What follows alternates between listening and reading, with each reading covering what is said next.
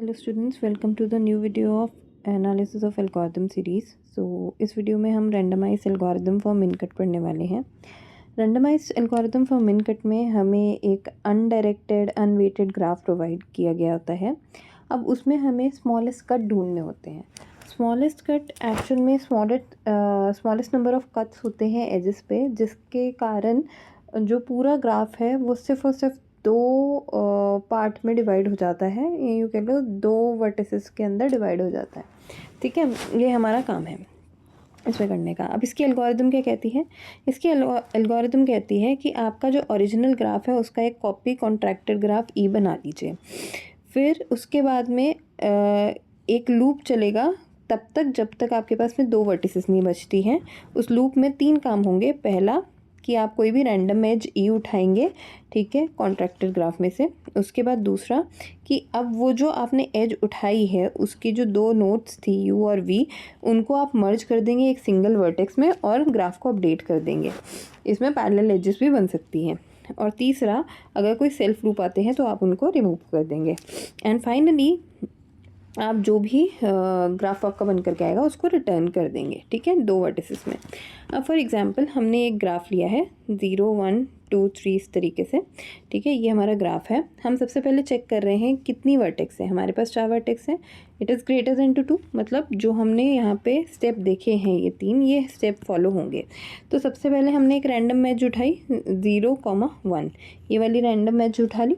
अब इनको मर्ज कर दिया तो 0 1 हमने एक साथ लिख दी।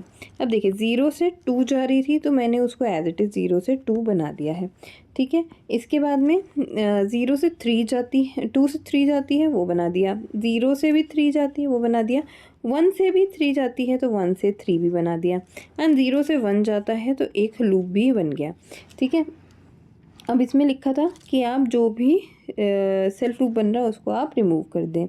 तो अभी फ़िलहाल हमारे स्टेप 1 के अंदर जो आपका ग्राफ है कॉन्ट्रैक्टेड ग्राफ, वो कुछ ऐसा बन रहा है, ठीक। इसके बाद आपका जो कॉन्ट्रैक्टेड ग्राफ है वो कुछ ऐसा बन रहा होगा।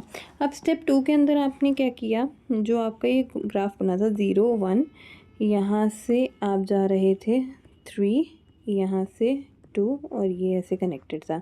अब वापस से आपने कोई रैंडम एज उठाई। रैंडम एज मैंने सपोज उठा ली है 2, 3। मैं इनको मर्ज कर रही हूँ तो मैंने 0 और 1 को मर्ज कर दिया, ठीक है, और 2 और 3 को मर्ज कर दिया। तो 0 से 2 पे जा रहा है तो वो 2 मैंने बना दिया, ठीक है। 1 से हमारा 2 पे नहीं जाता था। देन उसके बाद में चाहे तो हम यहाँ से देख सकते हैं 1 से 2 कनेक्ट नहीं हो रहा था। 0 और 1 से अब 3 कनेक्ट हो रहा था। 0 से भी 3 पे जा रहा था, 1 से भी 3 पे जा रहा था, एंड 2 से 3 पे भी जा रहा था तो लूप आ गया। लूप को हम हटा देंगे।